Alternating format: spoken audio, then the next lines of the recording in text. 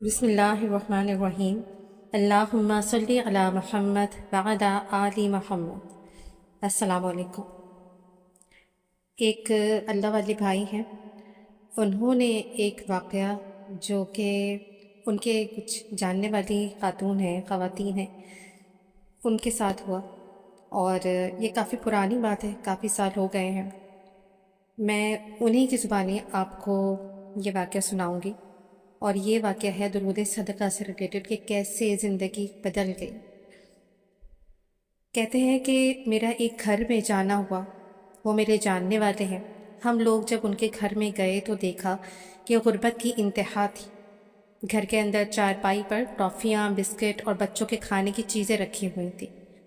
مغرب کے وقت کے قریب کا وقت تھا، اور میری فیملی میرے ساتھ تھی، اور میں انہیں عرصہ دراز سے جانتا ہوں۔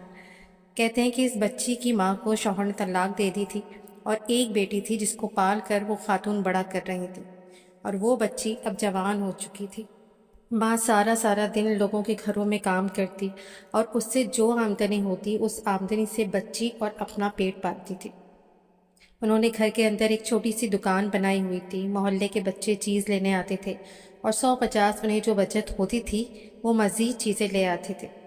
اور میں چاہ رہا تھا کہ وہاں سلام کرنے کے بعد زیادہ ٹھہرے نہیں، کیونکہ کہیں وہ تکلف میں نہ پڑ جائے، لیکن خالہ نے کہا کہ چائے پی کر جانا ہے، ایسے نہیں جانے دوں گی۔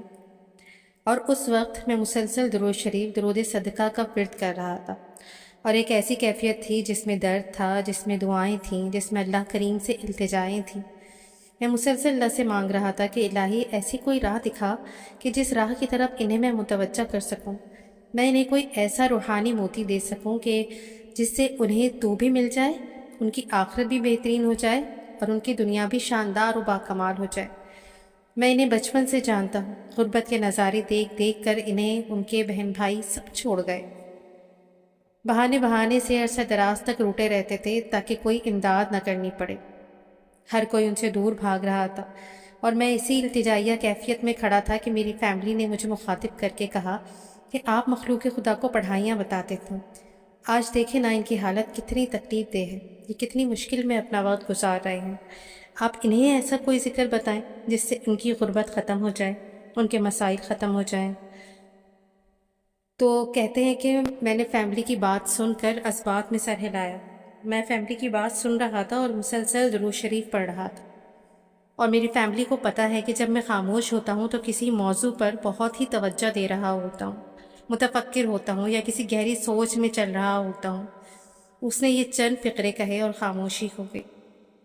اسی دوران میں نے سرگوشی کی آواز سنی۔ بیٹی ماں سے کہہ رہی تھی کہ چائے کی پتی تو گھر میں تھوڑی سی ہے، لیکن چینی اور دودھ نہیں ہے۔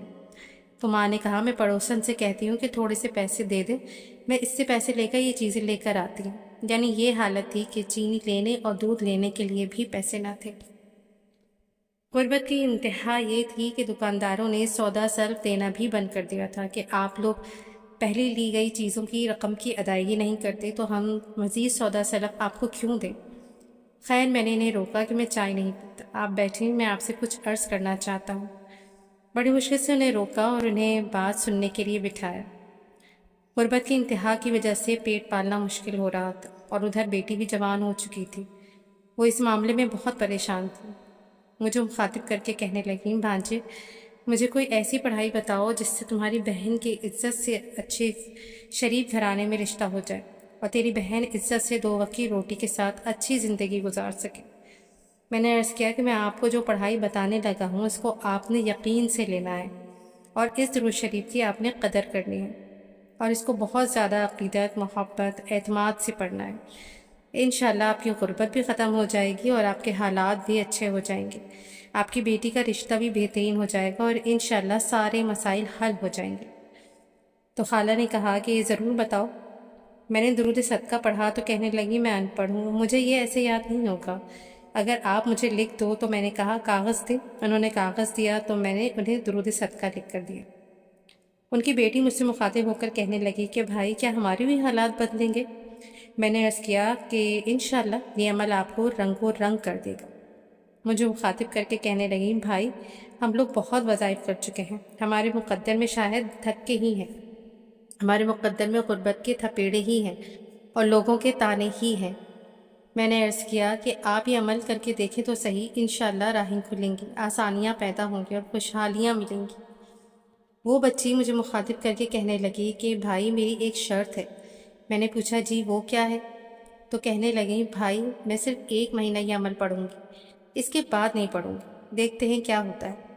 میں نے عرض کیا آپ ایسا کریں 1100 بار روزانہ درود شریف اور 1 مہینہ پڑھیں، انشاءاللہ بہت کمالات ملیں گے، اور ساتھ میں رب کریم کی بارگاہ میں دعا کروں گا۔ کہنے لگیں کہ ٹھیک ہے۔ میں نے انہیں مزید اس درود شریف کے کمالات بتائے اور بار بار عرض کیا کہ اس درود شریف کو ضرور پڑھنا، اور انہوں نے روزانہ 1100 بار درود شریف پڑھنے کا وعدہ کر لیا۔ کہتے ہیں کہ ہم لوگ واپس آ گئے، کچھ دن گزرے تو مجھے فون کال موصول ہوئی کہ بھائی میں درود صدقہ پڑھ رہی ہوں، آپ کو اپنا وعدہ یاد ہے نا؟ میں 1 مہینہ یہ درود شریف پڑھوں گی، اس کے بعد دیکھتے ہیں کیا کمال ملتا ہے، اور میں عرض کرتا کہ انشاءاللہ کرم ہوگا۔ اس کے بعد جب کال بند ہوتی تو رب کریم سے عرض کرتا کہ یا اللہ تو سچا، تیرا حبیب صلی اللہ علیہ وآلہ وسلم سچا، الہی اپنی کریمی کے صدقے ان لوگوں کے حالات بدل دے، ان کو اپنے خزانے سے اتنا عطا فرما کہ ان کی غربت کی بھوک ختم ہو جائے، ان پر خوشحالی کے ایسے دروازے کھول کے یہ خوش ہو جائے۔ اور پھر اس بچی کی اکثر کال آتی ہے اور وہ ہر کال میں یہی کہتی ہے کہ بھائی میرا اتنا درود شریف ہو گیا ہے، میں درود شریف پڑھ رہی ہوں، آپ کو اپنا وعدہ یاد ہے نا؟ میں کہتا ہاں مجھے اپنا وعدہ یاد ہے، اور مجھے رب پر پورا بھروسہ ہے، آپ کا پڑھا ہوا درود شریف انشاءاللہ آپ پر، آپ کی نسلوں پر خیروں، برکتوں، خوشحالیوں کے دروازے کھولنے کا ذریعہ بنے گا۔ خیر 1 مہینہ گزر گیا اور اس بہن کی کال آئی کہ بھائی میں نے 33,000 کی تعداد پوری کر لی ہے، اب میری بس ہے، میں نے اپنا وعدہ پورا کیا ہے، اب آپ ہمارے لیے دعا کریں کہ رب ہمارے لیے کرم کے فیصلے، فضل کے، عافیت کے دروازے کھول دے۔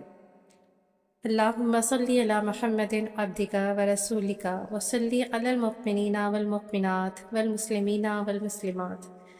اس کے اندر وقت کے خزانے پوشیدہ ہیں، کوئی کھوجنے والا ہو، کوئی محنت کرنے والا ہو، کوئی یقین والا ہو۔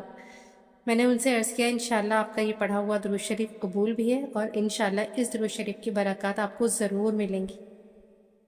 پھر کچھ دن گزرے تو اس بہن کا دوبارہ فون آیا کہ بھائی دیکھا ہمارے نصیب میں دھکے ہی ہیں، ہمارے دن نہیں بدل سکتے، ہماری تقدیر میں یہ سب کچھ لکھ دیا گیا ہے۔ غربت ہمارے گلے کا وہ طوق ہے جو ازل سے ہمارے گلے میں ڈال دیا گیا ہے، اس سے نجات کسی صورت ممکن نہیں۔ تو میں نے عرض کیا میرے دل کے اندر، میری روح کے اندر اس درود شریف کی عظمت اتنی زیادہ موجود ہے کہ میں یہ بات مانتا ہی نہیں کہ بندہ درود صدقہ اللہم صلی علی محمد عبدک ورسولک وصلی علی المؤمنین والمؤمنات والمسلمین والمسلمات پڑھے اور اسے نفع نہ ہو، یہ ہو ہی نہیں سکتا۔ آپ نے درود صدقہ کا جو ورد کیا ہے اس کا نفع انشاءاللہ آپ کو مل کر رہے گا۔ خیر خاموشی چھا گئی۔ اندازہ 3 مہینے کے بعد مجھے پتہ چلا کہ ایک جوان کا رشتہ آیا ہے۔ وہ جوان ان کے کزن کا دوست تھا۔ وہ ان کے کزن کے گھر رہا اور اس سے کہا کہ آپ لوگوں کی فیملی بہت اچھی ہے، میں چاہتا ہوں کہ اپنے بھائی کا رشتہ یہاں سے کروں۔ اس کزن نے کہا کہ ہماری کزن بہت اچھی ہے، میں آپ کو رشتہ کروا دیتا ہوں، غریب ہیں لیکن اچھے بہت ہیں۔ تو اس دوست نے کہا میں ایسے ہی شریف لوگوں کی ضرورت ہے، ہماری خواہش ہے کہ غریب گھرانہ ہو اور شرافت سے بھرپور۔ خیر وہ کزن اور دوست ان کے گھر گئے کہ ہم آپ کی بیٹی کا رشتہ اپنے بھائی کے لیے کرنا چاہتے ہیں۔ خالہ نے کہا کہ ہم آپ کو تو جانتے ہیں لیکن آپ کے بھائی کے مزاج سے واقف نہیں ہیں، آپ نے اگر خود شادی کرنی ہے تو ہم آپ کو رشتہ دینے کے لیے تیار ہیں۔